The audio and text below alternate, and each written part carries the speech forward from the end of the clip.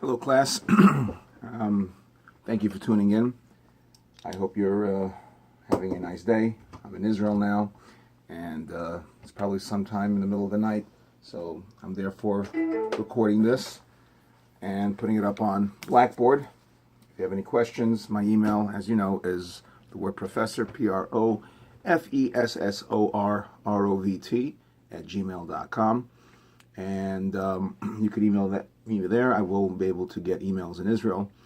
Right now we're doing chapter 11, which is pricing strategy, and let us begin the PowerPoint presentation.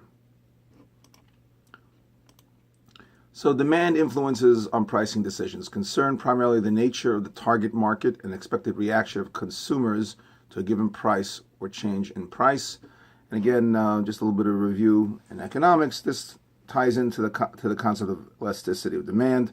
Some products or services are elastic, some are not. I'm not going to go into the economic implications. That's something that you should have gone over in your economics classes, but definitely it has a impact on price, whether or not something is elastic or not, and of course the given reaction. And again, the reaction of people to price also is tied into consumer behavior, which is something we covered earlier in the semester. Three primary considerations when we're dealing with influencing on pricing. Number one, demographic factors. And demographics is the study of various attributes such as city size, age, race, gender, household status, etc. Those things. Just go on the census website, you'll get an idea of that. Psychological factors. Again, don't forget consumer behavior is married to almost everything in marketing. We have to always remember the psychological factors, and as I mentioned before, price elasticity.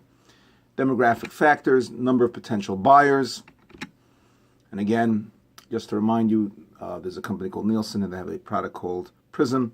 And Prism breaks down people into different groups and their zip codes, and that's a product that has helped many marketers. Location of potential buyers, and again, using Prism as an example, it breaks it down by zip code.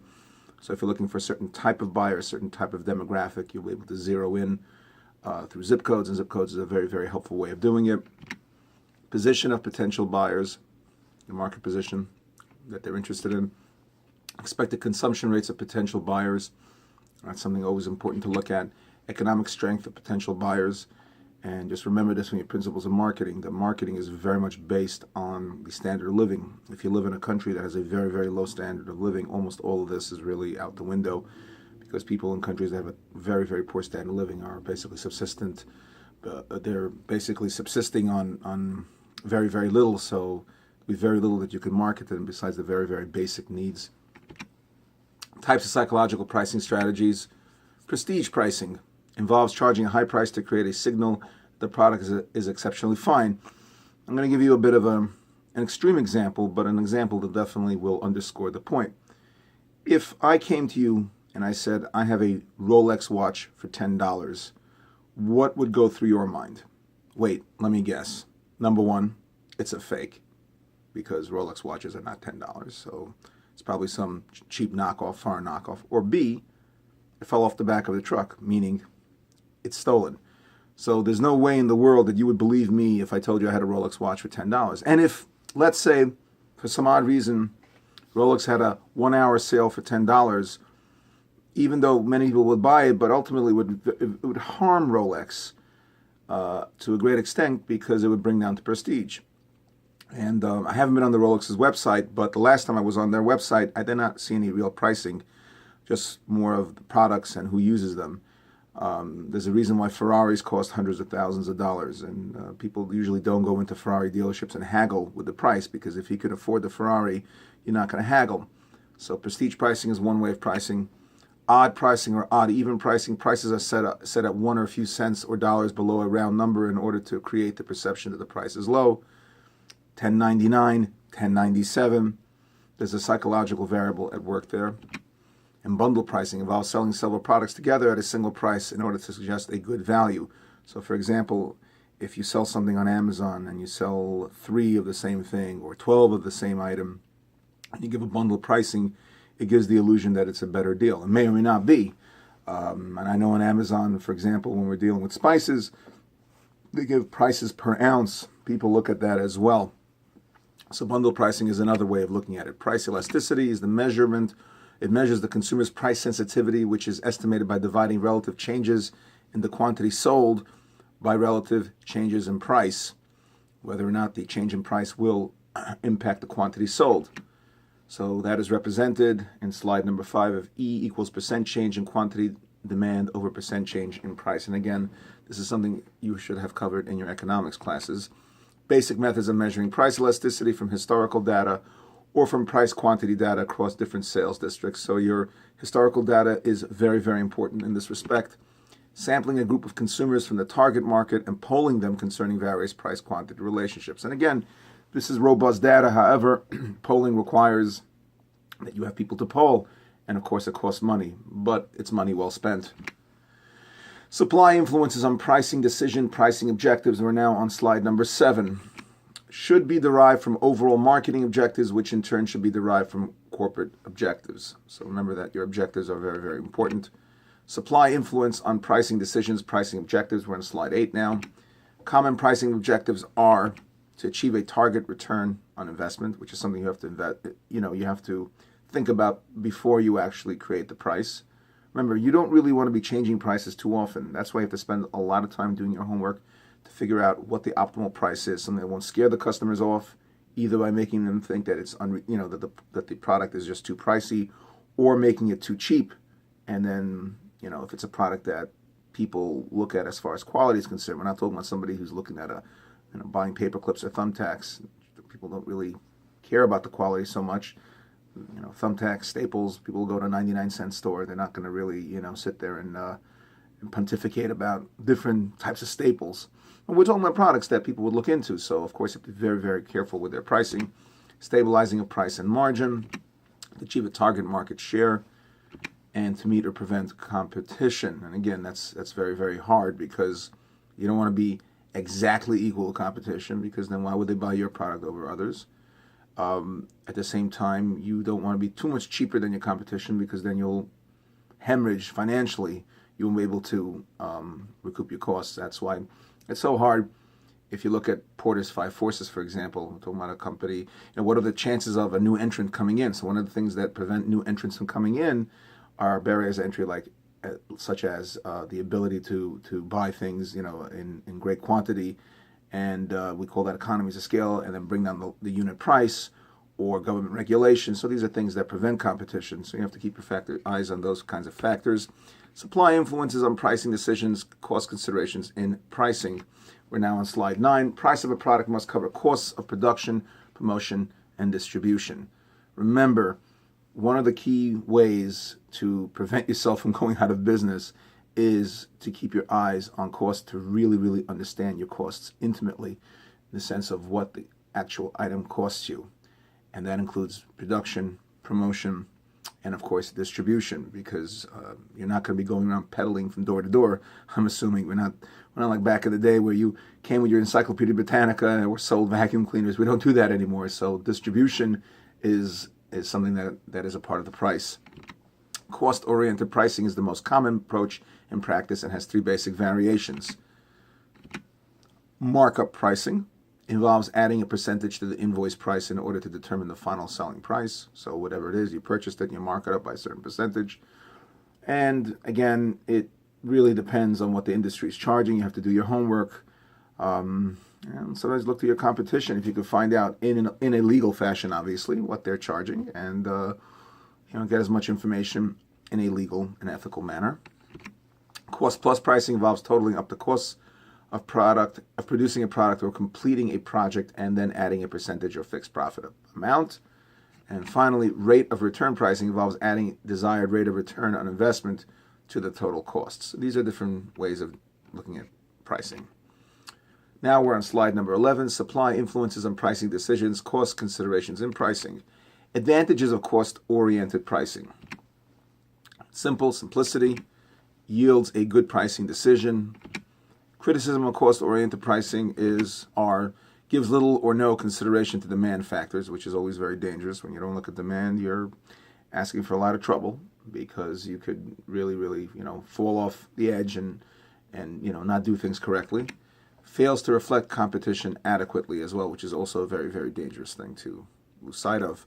We're now on slide number 12, supply influences on pricing decisions, product considerations. Perishability, discounting the products as they approach being no longer fit for sale.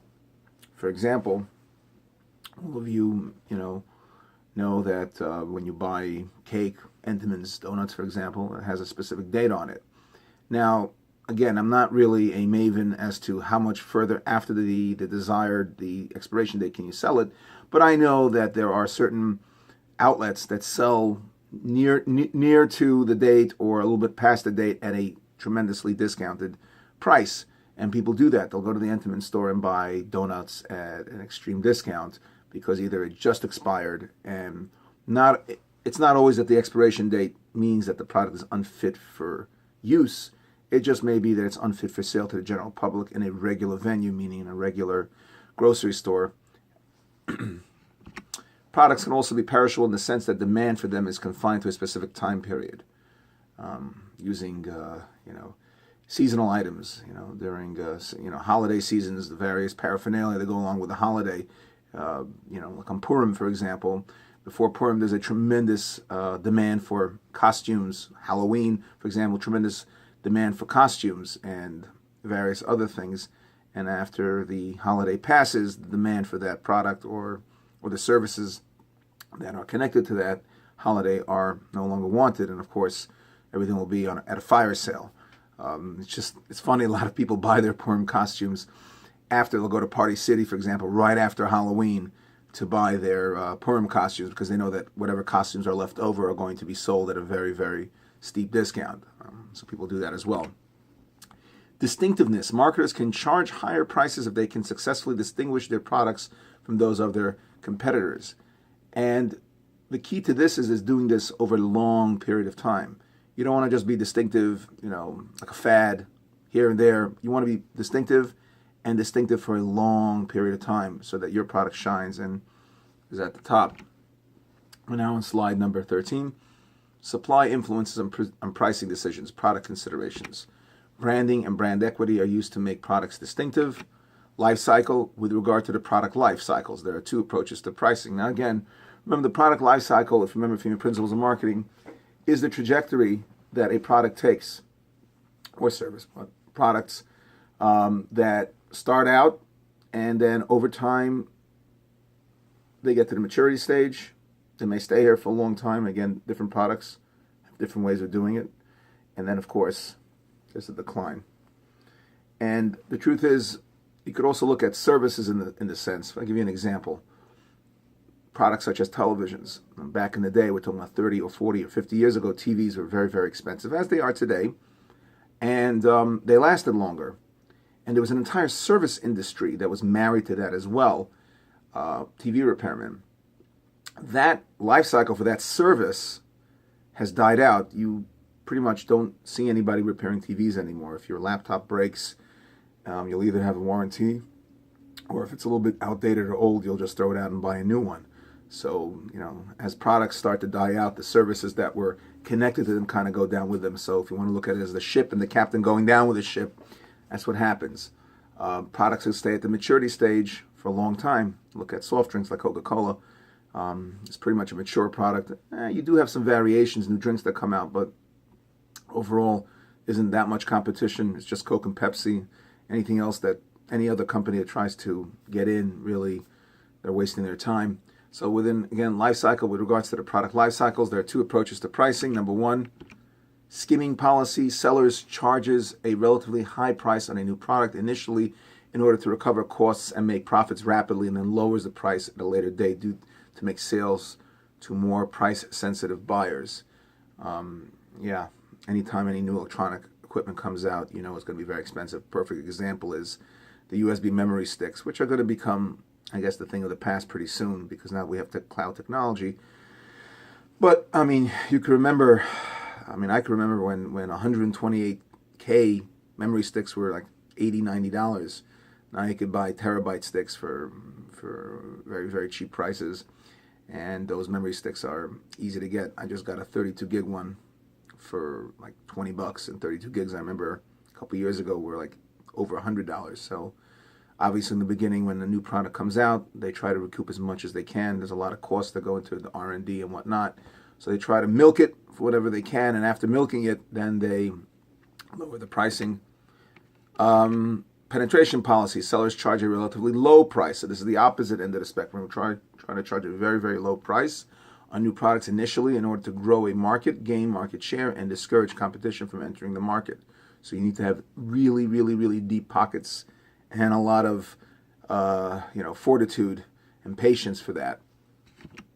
Environmental influences. Now we're on slide 16 on pricing decisions. What I just said before was slide 15. So again, environmental influences on pricing decisions, competition.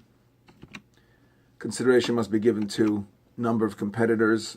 And again, it's very, very important. In the SWOT analysis, you've got to understand your competition. Market shares, growth, and profitability of competitors. Likely entry of new firms into the industry. And that is one of the factors in Porter's 5 forces.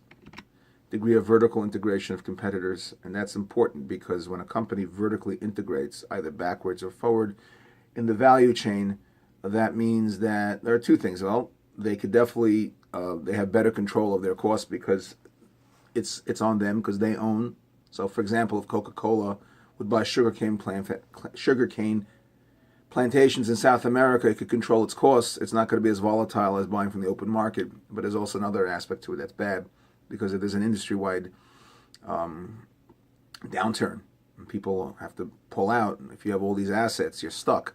What are you going to do with all these assets? I mean, if Coke, just as a crazy example, but if let's say some very well-respected scientific journal came out that Coke causes 10 different types of cancers or something, or it's directly linked to diabetes, that after drinking Coke for a year or two, you get diabetes, something crazy like that. So obviously Coke would be in a lot of trouble.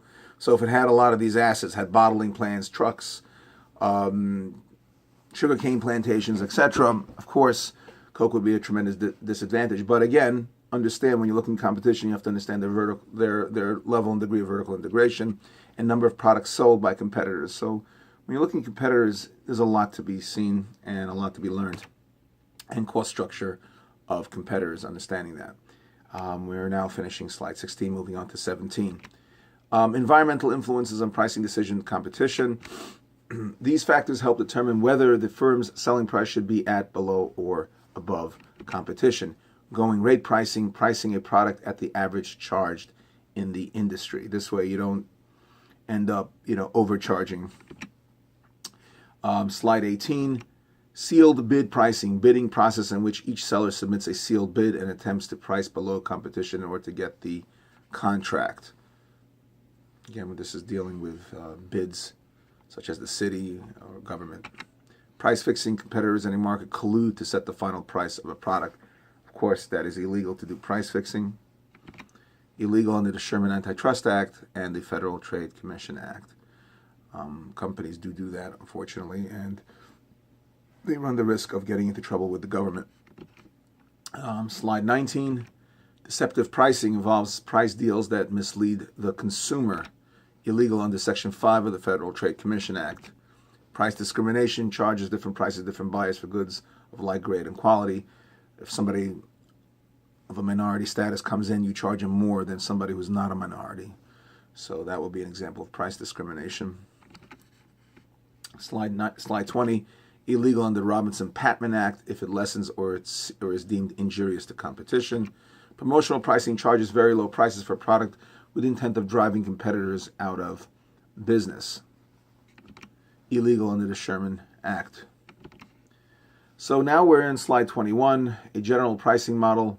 Set pricing objectives, evaluate product price relationships, estimate costs and other price limitations, analyze profit potential, and set initial price structure. Change prices as needed. Again, remember looking at the product life cycle. If it's declining, you want to be able to change the price as it declines. You don't want to pull it. You don't want to pull the plug too prematurely and charge too low of a price and then lose possible profits. You have to price it smartly and get as much as you can as it basically peters out. With slide 22, set pricing objectives. Pricing objectives guide the pricing strategy and should be designed to support the overall marketing strategy. Efforts to set prices must be coordinated with all functional areas. Again, functional meaning all departments have to be coordinated with this effort. Slide 23, evaluate product-price relationships. Marketers need to consider what value the product has for customers and how price will influence product positioning. Product positioning both in the marketplace and in people's minds. Product could be priced relatively high for a product class because it offers value in the form of high quality, special features, or prestige, such as luxury vehicles. Evaluate product-price relationships. We're now on slide 24. At about average for the product class because it offers value in the form of good quality for a reasonable price. Relatively low for a product class because it offers value in the form of acceptable quality at a low price. And again, acceptable meaning that people are okay with it. Remember, quality, people have different needs for quality. If I go into a store, if I were making pencils, I'm not going to create a pencil that costs $17 a pencil. Why?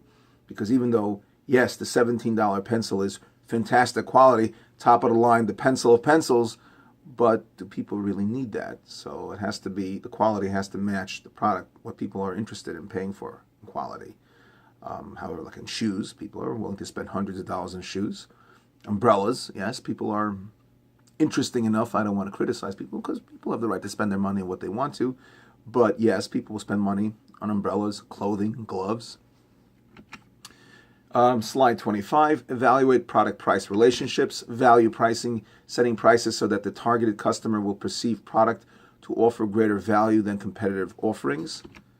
We're in slide 26, estimate costs and other price limitations. Costs to produce and market products provide a lower bound for pricing decisions and a baseline from which to compute profit potential. Remember, it's very important to have that baseline so that you can compute the profit above that.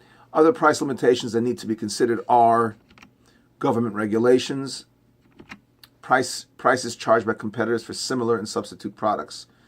Now, just a little bit about a substitute product, and again, going back to Porter's 5 forces, there is the concept of substitute products, and that will determine the attractiveness of an industry or not. A substitute product is only a threat or something to consider if it's easily gotten, because if it's not easily gotten, then who cares if it's a substitute? Who cares even if it's the best substitute? If it's very hard to get, then it's not really a great substitute, and also the switching costs. And just give you an example for switching costs. If, let's say, I'm an oil company, right, I sell oil for housing, for heat, and I come to you and you have a gas boiler, and I try to convince you to remove your gas boiler, and I'll put in an oil burner for you, boiler. I need to make it palatable for you. I have to make it worth your while. So how do I do that? And I tell you, listen, let's say the boiler costs $7,000. I'll pay 95% of that, and you only have to pay 5%, and then you'll see savings immediately. So yes, then you will probably consider doing something like that. However, if I came over to you and said, I'll only give you 10%, the switching cost would be too much, not worth your while, and then I would say, hey, you know what? It's okay. It's not worth it. So therefore, switching costs have to be looked at as well with respect to pricing. Slide 27. Analyze profit potential, quantity discounts for purchasing a large number of units. And when we talk about companies that have deep pockets, and we talk about their ability to buy things at cheaper pricing as far as the raw materials are concerned, that's because they have a lot of money and they go over and they say, hey, I'm willing to buy a tremendous amount of raw material from you. So when I do that, I could command a better price, and that's going to help me bring each unit down. Whereas if I'm a fledgling company, I come over to the person or to the organization that sells the raw materials, and I don't come in with a big order, of course, I'm not going to get that same kind of pricing. So of course, that's going to impact. Promotional allowances, price reduction offered to channel members in exchange for performing various promotional activities. Slide 28. Analyze profit potential, slotting allowances, payments to retailers to get them to stock items on their shelves, a common tactic for getting new products into stores. Slide 29, set initial pricing structure. Initial price structure takes into account price to various channel members, recommended price to final consumers, organizational buyers.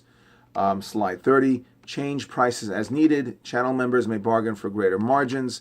Competitors may lower their prices. Costs may increase with inflation. Slide 31, change price as needed continued. In short-term discounts and allowances have to be larger or more frequent than planned, and long-term price structures tend to increase for most products. It's just interesting how some companies like Apple set a price, and that's the price, and you can't mess around. Even like Walmart, who basically is this juggernaut in the retail, they don't tell Apple how much to charge. Apple tells them how much to charge.